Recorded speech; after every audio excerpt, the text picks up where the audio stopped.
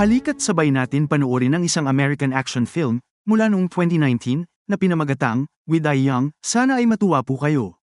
Sa unang eksena ng pelikula, ipinakikilala ang 14 na taong gulang na si Lucas na nakatira sa Synopsis, Washington DC at nagtatrabaho bilang isang kolektor sa isang gang na tinatawag na MS-13. Dahil siya ay bata pa at mukhang inosente, ipinapakita sa atin ni Lucas ang mga pasikot-sikot sa gang at ang kalakaran dito.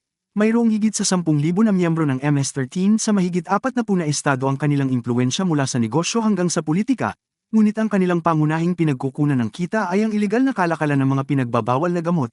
Ang pinakamababa na rank ng gang ay ang mga Blue Boys, na namamahala sa pagbebenta. Binibigay nila ang pera sa mga collectors na pagkatapos ay ibibigay sa pangalawang pinakamataas na miyembro ng gang na si Jester. At ang pera ay napupunta sa walang awa na leader ng gang na si Rancone, na siya ang gumagawa ng bawat desisyon para sa grupo, at siya ang pinuno ng gang. Si Lucas ay isa lamang kolektor na malapit din kay Rancone, na magkaiba ang pakitungo niya sa kanang kamay na si Jester. Alam niyang mas pinapabura ni Rancone ang binata kaysa sa kanya, kaya kumukulo ang dugo niya dito. Magkasama na sila ni Rancone nung nagsisimula pa lang ang gang, at mamayang hapon, kinukuha ni Lucas ang pera mula sa Blue Boys at dinala sa leader. Nasaksihan niya ang ilang gangster na binugbog ang isang lalaki hanggang sa mamatay dahil sa pagtanggi niyang bayaran ang utang niya. Hindi na rin bago kay Lucas ito kahit noong bata pa siya. Samantala, ipinakikilala ang Afghanistan War veteran na si Daniel. Customer siya ni Lucas, tulad ng ilang tao mula sa street junkies hanggang sa high-profile na mga customer, pero sa kanilang lahat si Daniel lang ang hindi tulad ng karamihan sa mga taong gumagamit ng produkto para sumaya. Dahil ginagawa niya ito para makalimutan ang hindi nalutas na trauma, nagtatrabaho siya sa isang tindahan ng kotse at tinutulungan si Lucas pag may pagkakataon. Itong mga nakaraang araw ay na-stress si Rancone dahil may nakaparada na sasakyan ng FBI sa labas ng kanyang bahay na binabantayan siya. Dahil dito, ang negosyo ay naging mabagal at ang kapatid ni Rancone na si Gabriela ay ilang araw na lang at magdiriwang ng kasal sa bahay nila. May kapansanan siya, kaya gustong gawin ni Rancone ang lahat ng kanyang makakaya para maging espesyal ang araw na yon. At habang nangongolekta ng pera ang binata, nakilala ni Lucas ang isang matandang tindero na may kulang sa pambayad. Dahil ang kanyang asawa ay may sakit, kung ibang kolektor ito, malamang binugbog na nila ang matanda hanggang sa mamatay, ngunit hiniling sa kanya ni Lucas na magbayad agad kapag meron na. Kasunod nito, pumunta siya sa gang base at nakita niya ang kanyang batang kapatid na si Miguel na walang kamalay-malay, na gustong mapabilang sa isang gang at gusto niyang maging isang runner tulad ng kanyang kapatid na si Lucas. Mabuti ang hangarin niya para kay Miguel, kaya naman hinila niya ito pabalik sa paaralan. Sa ibang lugar kasama ni Daniel ang kanyang kaibigan na si Anna at ang kanyang anak na babae. Gusto nila ang isa't isa pero napagdesisyonan niyang manatiling magkaibigan dahil magkaiba sila ng pamumuhay. Habang nag-uusap sila nagtatanong si Anna kung bakit nakatira ang isang lalaking tulad niya sa isang mga kapitbahay na Latino. Sagot ni Daniel gusto niya dito, pero ang totoo ay kailangan niya ng pills na binibenta ni Lucas, na nakakatulong sa kanya kapag nag-flashback sa kanya yung masamang alaala niya sa Afghanistan. Sa araw ng kasal, dumating ang bisita, kaya binati ni Rancone ang magiging brother-in-law na si Thomas at ang kanyang pamilya. Para sa seremonya ng kasal, ang lahat ay naghahanda para sa okasyon, kaya kailangan niyang asikasuhin din mag-isa ang mga in-laws. Ang gangster ay hindi masyadong sanay sa pakikipag-usap sa ibang tao, kaya pagdating ni Lucas na may dalang pera, nagkaroon siya ng dahilan para iwanan muna sila. Kaya nagkausap sila ni Lucas, binibilang niya ang pera at masaya na mayroon siyang isang taong mapagkakatiwalaan tulad ni Lucas na nagtatrabaho sa kanya. Sinamantala ang pagkakataon na hiniling sa kanya ng binata na wag na sana madamay ang kanyang kapatid na lalaki sa negosyo. Pumayag si Rancone at binigyan siya ng isusuot sa kasal sa araw na yon.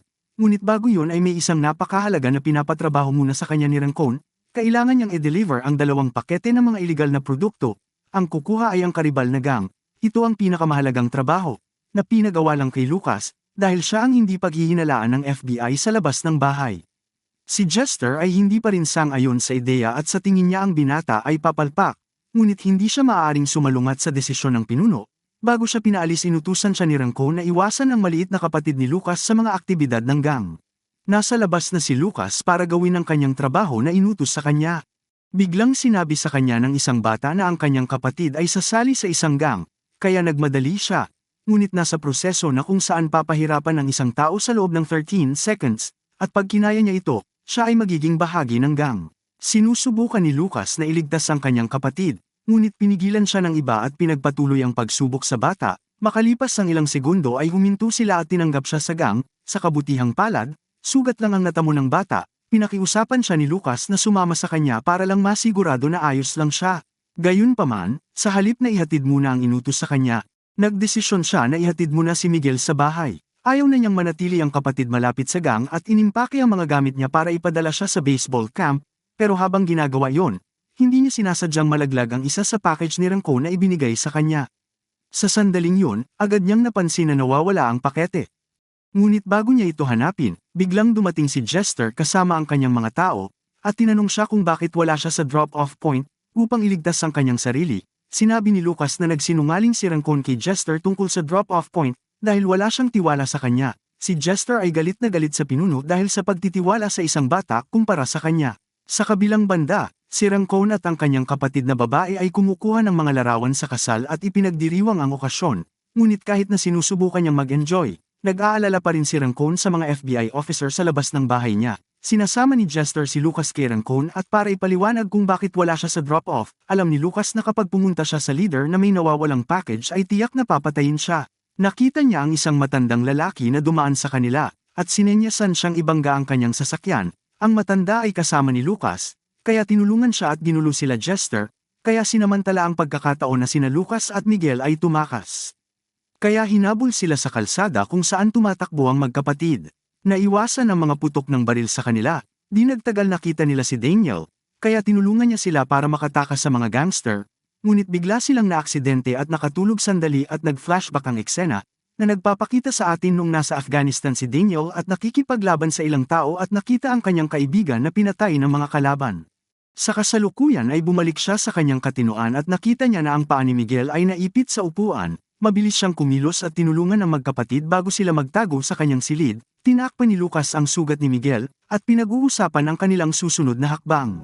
Samantala pumunta si Jester kay Rancon at sinabi sa kanya na pinagtaksilan sila ni Lucas at tumakas kasama ang mga pakete. Nabigla si Rancon dahil mas pinagkatiwalaan niya ang bata kaysa sa matagal na niyang nakasama.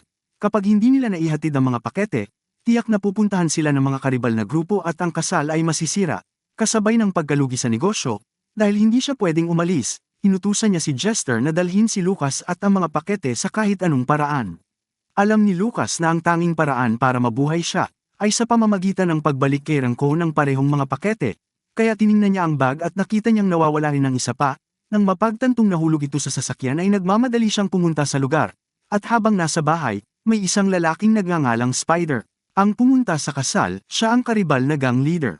Ang dealer na dapat tatanggap ng mga package, ayaw ni Rancon sa taong ito, lalo na may okasyon ng pamilya, ngunit kailangan niyang hilingin sa kanya na maghintay. Sa ilang sandali, pagdating ni Lucas, ang second package ay naabutan niyang nasusunog sa loob ng kotse at natuklasan niya na naglalaman pala ito ng pera. Malinaw na hindi siya makakaahon sa sitwasyong ito, ngunit ang inaalala niya ay ang kapakanan ng kanyang kapatid. Tumakbo siya pabalik kay Daniel at nagpasalamat sa kanya. Gusto silang ilayo ni Daniel sa lungsod ngunit sinabi ni Lucas na hindi na nila kailangan ang kanyang tulong. Kasunod nito, ang magkapatid ay nagpunta sa kanilang apartment upang kunin ang unang pakete. Gustong tumakas ni Lucas mula sa lungsod gamit ang pera sa pakete, kaya naghihintay ang magkapatid sa labas ng apartment, dahil dinudumog na ang mga tauhan ni Rancon ang tinitirhan nila. Maya-maya kapag wala na ang ibang lalaki, palihim silang lumusat sa loob.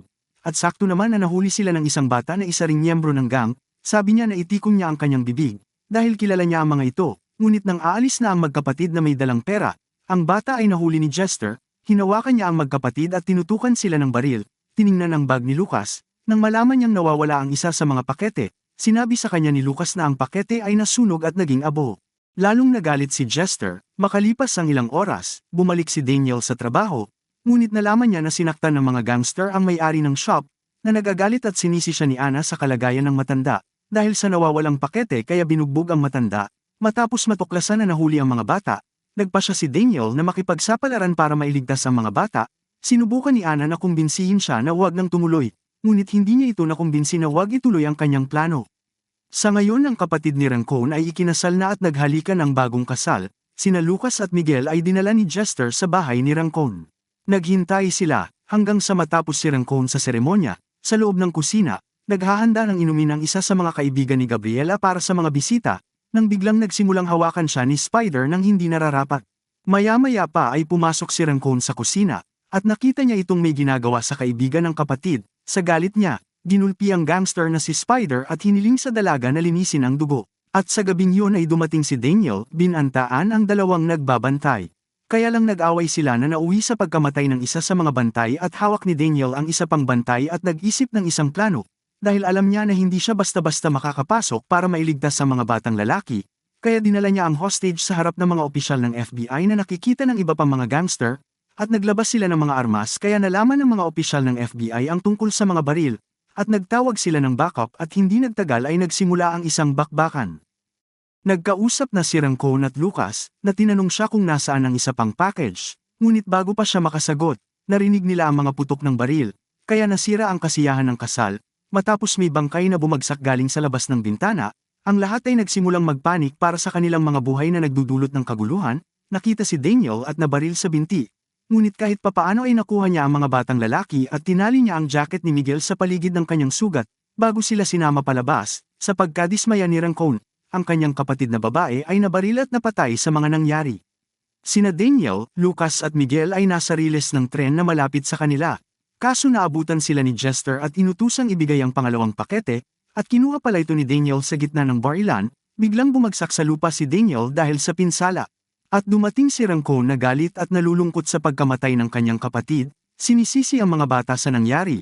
Pero nagulat ang lahat dahil hiniling niya sa magkapatid na tumakas at huwag nang bumalik pa sa lungsod. Kaya lang, binaril siya ni Jester, kaya tinanong niya ulit ang package sa kanila. Hinagis ni Daniel sa bata ang jacket at ibinigay ang package kay Jester. Kaya tumakbo palayo ang mga ito, ngunit nalaman ni Jester na walang laman ang package niya. Handa na niyang patayin si Daniel, nang biglang barilin siya ng batang gangster na tumulong sa kanila kanina. Sa huling eksena ang magkapatid ay nasa tren patungo sa isang bagong lungsod. Nakahanap si Miguel ng isang bundle ng pera sa kanyang bulsa na magagamit nila para magsimula ng isang mas magandang buhay na magkasama.